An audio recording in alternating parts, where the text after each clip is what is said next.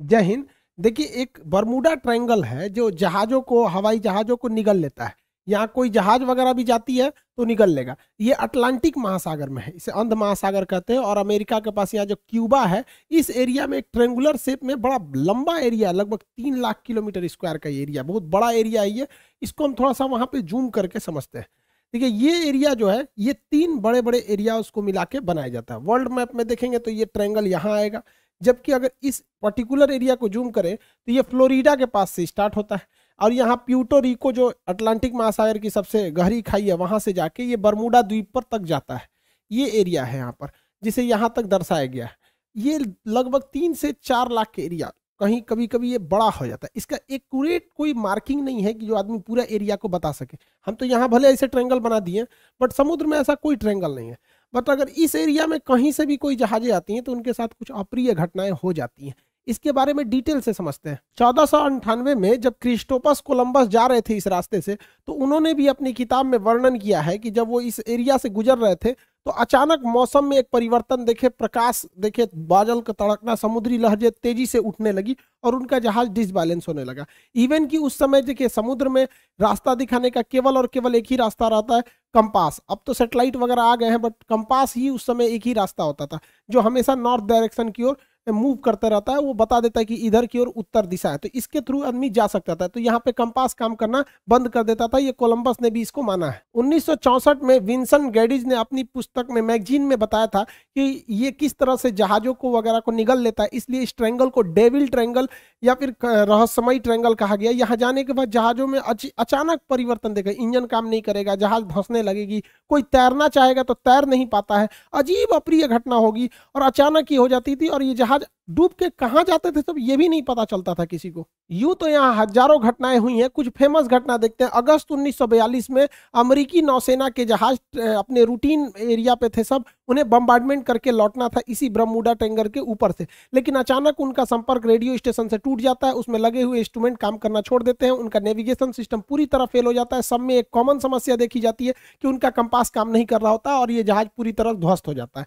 इसको खोजने के लिए 2 दिन बाद रेस्क्यू टीम जाती है। रेस्क्यू टीम का भी पता नहीं चलता है, क्योंकि वो भी उसी रास्ते से जा रही होती है जहां से उनका लास्ट लोकेशन ट्रेस किया गया था। रेस्क्यू टीम का भी पता नहीं चल पाता है। उसके बाद ठीक 6 महीने बाद दिसंबर 1942 को फिर अमेरिकी नौसेना का जहाज विमान उड़ान भरता है, और फ्लोरिडा से जब उड़ान भरता है और बरमूडा ट्रायंगल से ऊपर जाता है तो ये बमबरसक जहाज भी रडार से गायब हो जाता है। और इसके सामने भी सेम समस्या आती है। पायलट बताता भी है रेडियो सिग्नल पे कि मेरा कंपास काम नहीं कर रहा है, नेविगेशन सिस्टम काम नहीं कर रहा है, मौसम पूरी तरह से खराब है। ये भी ध्वस्त हो जाता है। इसको जब ढूंढने के लिए जो रेस्क्यू टीम जाती है इसके बैकअप में, तो रेस्क्यू टीम का भी आज तक कोई पता नहीं चला कि वो रेस्क्यू टीम कहाँ चली गई। 1970 में एक पायलट यहाँ से लौट के आए थे, नाम था उनका ब्रूइस गर्नन।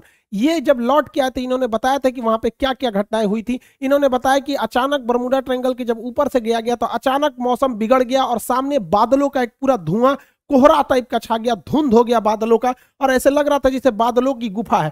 ये इन्हें कुछ दिख नहीं रहा था। इसमें जब प्रवेश किए तो ये खत्म होने का नाम ही नहीं ले रहा था। इसके अंदर मौसम इतना खराब था और इनका रेडियो फ्रीक्वेंसी भी गड़बड़ काम करी थी, इलेक्ट्रॉनिक्स वगैरह काम करना छोड़ दिए थे इनके जहाज के, और इनकी जहाज की रफ्तार बहुत ही तेज हो गई थी और रडार पे कोई भी दूसरा रेडियो स्टेशन या एयरपोर्ट अथॉरिटी का कोई भी रडार सिग्नल मैच नहीं कर रहा था। इन्हें कुछ समझ में नहीं आ रहा था, और लेकिन ये जहाज को आगे की ओर ले जा रहे थे।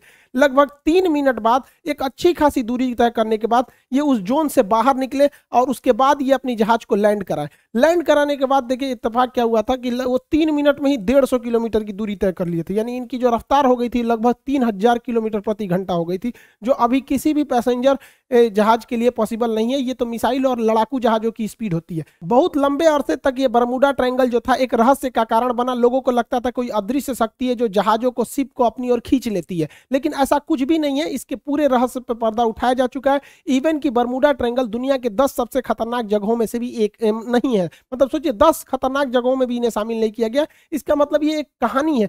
फेमस हो जाता है कोई कोई चीज बहुत ऐसे ही कि जहाजों को निगल जाता है, ये होता है, ऐसा कुछ नहीं होता है। यहाँ कुछ नेचुरल घटनाएं होती है, कोई सुपर नेचुरल नहीं है, जिसका लॉजिक भी अवेलेबल है, सबको हम लोग समझते हैं। जो जहाजों का मलबा गया वो नीचे समुद्र के तल पे। देखिए यहाँ जो एरिया है बरमूडा का, जो एरिया, इस एरिया के नीचे ज्वालामुखी है सब, और ये ज्वालामुखी विस्फोट करते हैं सब। जब भी ज्वालामुखी विस्फोट होता है तो कुछ जहरीली गैसें निकलती हैं, इसमें मीथेन वगैरह की मात्रा निकलती है। मीथेन गैस वगैरह जब पानी से मिलता है तो उसकी डेंसिटी को एकदम घटा देता है। जब डेंसिटी, समुद्र की डेंसिटी घट जाती है तो जहाजों को डिजाइन किया गया रहता है समुद्र की डेंसिटी के हिसाब से, उसके घनत्व के हिसाब से, ताकि वो ऊपर तैर सके।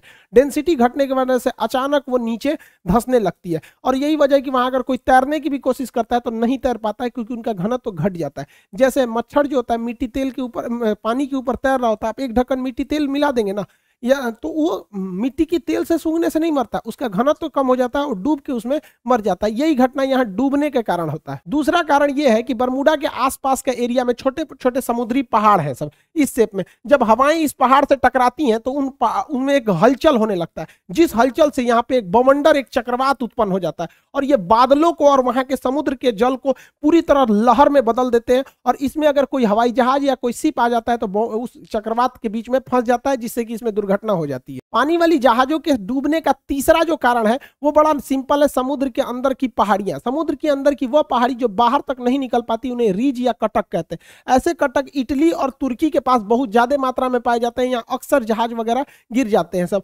नीचे का पेंडी टकरा जाता है। जैसे देखिए ये समुद्र का लेवल है, तो यहाँ पे जहाज चल रही है तो उसको ये नहीं पता है कि नीचे मेरे समुद्र ही है कि नहीं, और नीचे से कुछ पहाड़ी अगर ऊपर आती है तो इसके पेंदी से टकरा जाती है। ऐसी घटना इटली और तुर्की के पास बहुत ज्यादा देखने को मिलती है।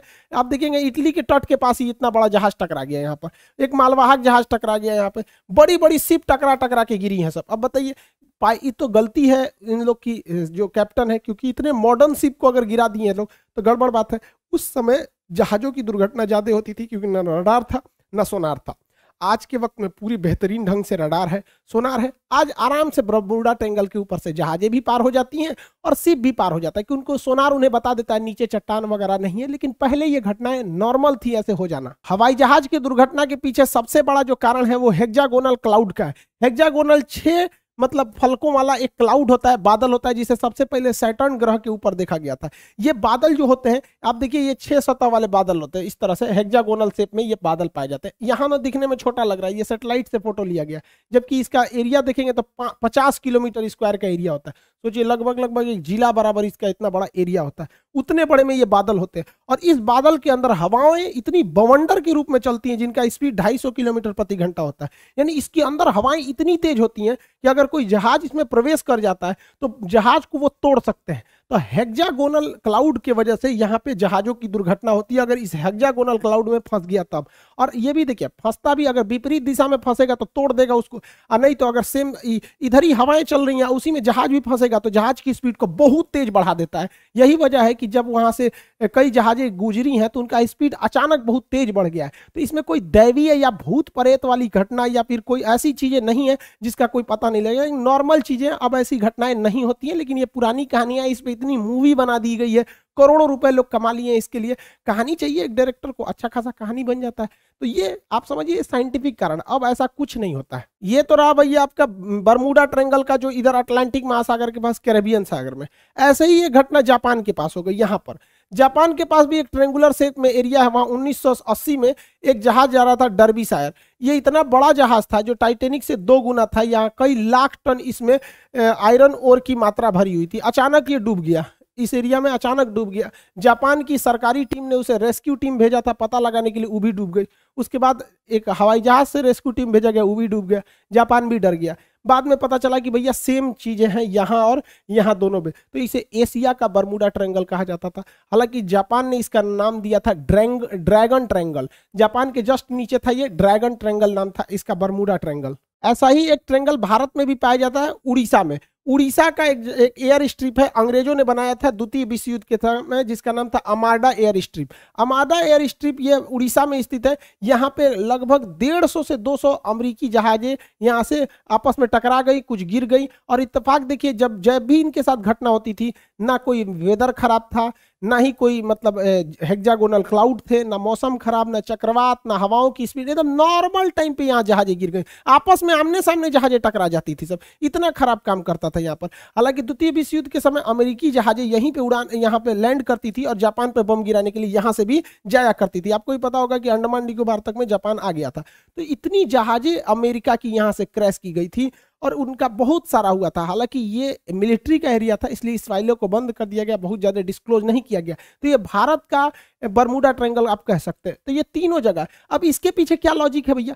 आपको बरमूडा का लॉजिक बता दिए, जो सेम लॉजिक ड्रैगन ट्रायंगल पे भी है, दोनों सेम है। यहाँ क्या है कि ये एरिया झारखंड से करीब है और झारखंड के जादूगोड़ा के पास यूरेनियम की खदान है। आपको पता है यूरेनियम एक बहुत ही रेडियो एक्टिव चीज होता है। ये इलेक्ट्रॉनिक सिस्टम वगैरह को अचानक अगर हाई रेडिएशन होगा या इत्यादि होगा तो इसका बड़ा इफेक्ट पड़ता है, जिससे कि इलेक्ट्रॉनिक सिस्टम काम नहीं करते थे, नेविगेशन खराब हो जाता था, दोनों जहाजों का नेविगेशन एक ही डायरेक्शन में दिखाने लगता था। इसी की वजह से इसलिए दो जहाजें आपस में आमने सामने यहाँ पर टकरा जाती थी अमार्डा एयर स्ट्रिप पर।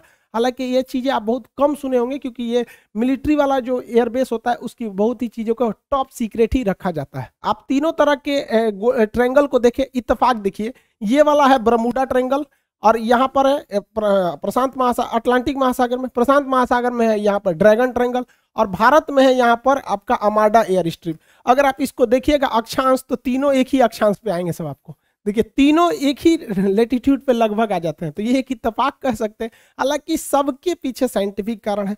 अब ऐसी कोई घटनाएं नहीं होती हैं।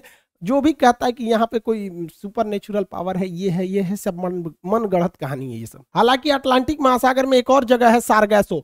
यहाँ सारगैसो सागर है, ये सागर है ही नहीं है एक्चुअली। यहाँ एक शैवाल पाया जाता है, एलिगी, जो समुद्र में तैरते रहता है, बहुत लंबा लंबा पाया जाता है, घास है इस तरह। यहाँ अगर जहाजें, छोटी मोटी जहाजें फंस जाती है ना तो उसी में फंस के रह जाती है। इसलिए यहाँ पे देखिए इतना बड़ा बड़ा घास पाया जाता है, पूरी समुद्र को ये घास ढक लेता है। सारगैसो घास पाए जाने की वजह से जितने एरिया में वो घास पाया जाता है उस घास वाले एरिया को, उस शैवाल वाले एरिया का नाम रख दिया गया है सारगैसो सागर। हालांकि सारगैसो कोई सागर नहीं है, वह सागर का वह हिस्सा है जहां ये वाला शैवाल पाया जाता है, सारगैसम नामक शैवाल पाया जाता है। इसलिए यूपीएससी सीडीएस में एक बार क्वेश्चन पूछा था, वो कौन सा ऐसा सागर है जिसका कोई भी तट रेखा नहीं है, मतलब जमीन से नहीं टच करता है। तो सारगैसो सागर जमीन से टच नहीं करेगा क्योंकि वो बीच का तो सागर है ही नहीं, वो बस एरिया है। यहाँ जहाजों को, छोटी जहाजों को आने जाने के रोक लगाया गया क्योंकि उसकी पंखी वगैरह में ये सब घास वगैरह फंस जाते हैं सब। इसी सारगैसो सागर के पास ऊपर से ठंडी हवा जलधारा आती है जिसका नाम है लेब्राडोर की धारा। इस सारगैसो सागर को ठंड के दिन में पूरी तरह बर्फ के टुकड़ों में भर देती है। इसी सारगैसो सागर में अप्रैल 1912 को टकरा गया था टाइटेनिक जहाज और इसी सारगैसो सागर में लिब्राडोर द्वारा लाई गई ठंडी जलधारा के बर्फ से टकराने से टाइटेनिक जहाज डूब गया था। अगला क्वेश्चन पूछता है ब्लैक होल से। अंतरिक्ष का ब्लैक होल है, इसकी डेंसिटी सबसे ज्यादा होती है।